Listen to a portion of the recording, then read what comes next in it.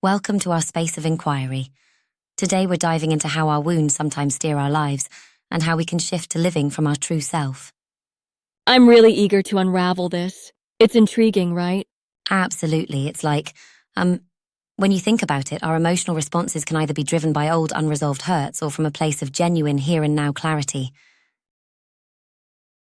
Yep. So essentially, a wounded self might react with intense emotions that aren't always proportional to the situation. Exactly, kind of like comparing a small spark to a wildfire. Our wounded self amplifies situations because of past traumas, while our true self responds calmly, aligning more with the real present moments. Right. And it's not just about emotions, right? It also taps into how we handle triggers. Yeah, and triggers play a huge role. Our wounded self sees situations through a lens coloured by past hurts. When someone gives feedback, for example, that voice in our head might scream, "You're not enough," as opposed to our true self embracing that feedback as a chance to grow. So our triggers, like instances that remind us of past pain, become these lightning-fast cues for the wounded self. Exactly, our true self pauses, breathes, and considers the context. It's like recognizing an echo from the past and then choosing to respond with clarity instead of fear. Yeah, that reminds me. There's this segment about motivation and intent. Would you say our wounded self is more driven by fear and need for validation? Yes, absolutely. Our wounded self often craves external validation, almost like it's in a survival mode, trying to avoid discomfort even when it means compromising our core values. And in contrast, the true self is, more guided by intrinsic values, like love and authenticity, right? Precisely. It's like following an inner compass, even if it takes you off the beaten path. The true self seeks alignment with personal growth and genuine fulfillment. Right. Now, what about our inner dialogue? That seems to be a key factor in differentiating the two selves. Yes, inner dialogue is pivotal. The wounded self engages in harsh self-talk full of judgment and criticism, often echoing voices from our past. Meanwhile, our true self nurtures us with compassion, like saying, "It's okay to make mistakes. Here's a chance to learn." It's a subtle but powerful shift. I get that. Would you say that this self-compassion is what can ultimately transform how we react to challenges? So exactly. Self-compassion is akin to a gentle hand across a strained shoulder. It reassures you, diminishes that inner critic, and opens room for growth. Absolutely. There's also an interesting notion about bodily sensations. Can our physical state signal whether we're operating from our wounded or true self? For sure. Our body holds on to these emotions. When we're in a wounded state, we might feel tension in our shoulders or a tightened stomach, a sort of physical manifestation of our internal stress. On the flip side, our true self often shows in our body's ease, relaxed muscles, a lightness in our step, that indicates we're aligned with our inner truth and care for ourselves. So it's almost like our bodies are little narrators telling the story of our inner state? Exactly, it's like the silent witness of all our internal processes. By tuning in, we can detect where we might be carrying old wounds and take steps to mend them. Right. And what about connection versus isolation? How does that play into this whole dynamic? That's a great point.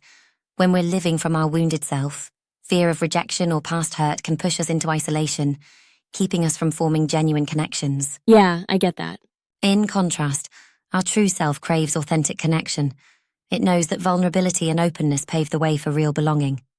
I can see that. Though I wonder if sometimes isolating might just seem safer even if it's not fulfilling in the long run.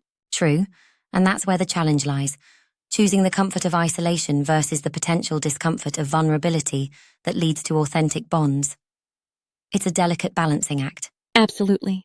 And this balance also reflects on how we align with our values, right? Yeah, it's like a battle between external expectations and what truly resonates in the core of our being.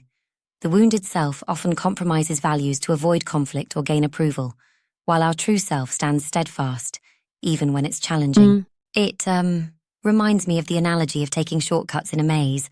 Shortcuts might seem faster, but eventually lead to a dead end, versus following a more authentic, winding path that leads to lasting fulfillment. I appreciate that analogy. It really captures the idea. But wouldn't some argue that sometimes compromising values can be necessary to maintain relationships or advance in life? That's a fair critique. However, while compromise in minor situations might be practical, Consistently living out of compromise can lead to a deep-seated inner conflict. It's a slippery slope away from inner peace. Right. Makes sense. It's about finding that, healthy middle ground where you're honoring yourself without burning bridges. Exactly. It's a daily practice, a conscious choice to listen to our inner truth before reacting. And I love how this perspective extends even to our response time. Instead of knee-jerk reactions, the true self takes a moment to reflect before speaking or acting. Yes, that pause, the moment between stimulus and response, is so crucial. It's like that tiny, powerful gap where reflection transforms potential conflict into empathy and understanding. Absolutely. And even our patterns of behavior, like procrastination or perfectionism, are often rooted in those old wounds. Recognizing these cycles is the first step in embracing new, healthier patterns. So essentially, the journey is a holistic one, touching on our emotions, physical sensations, dialogue, behavior, and relationships. Yes, exactly. Each aspect intertwines, creating this tapestry of either wound-driven reactions or authentic, heart-led living. I also noticed that there's a call to action, a free webinar and therapeutic coaching. How do you see these resources fitting into someone's healing journey? Well, these offerings are like a supportive hand. They provide tools and a framework to navigate away from living in the shadow of past wounds and step into a space aligned with our true self. Yes, that's key. They invite you to explore your inner dialogue, to challenge those old patterns, and importantly, to cultivate self-compassion. It's not just theory, it's practical, experiential guidance aimed at reshaping your life from the ground up. It sounds transformative, almost like a step-by-step roadmap for reclaiming your authenticity. Totally.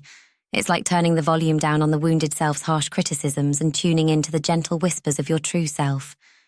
Each step, every moment of awareness, is a small victory on this path towards genuine happiness and inner peace. Absolutely.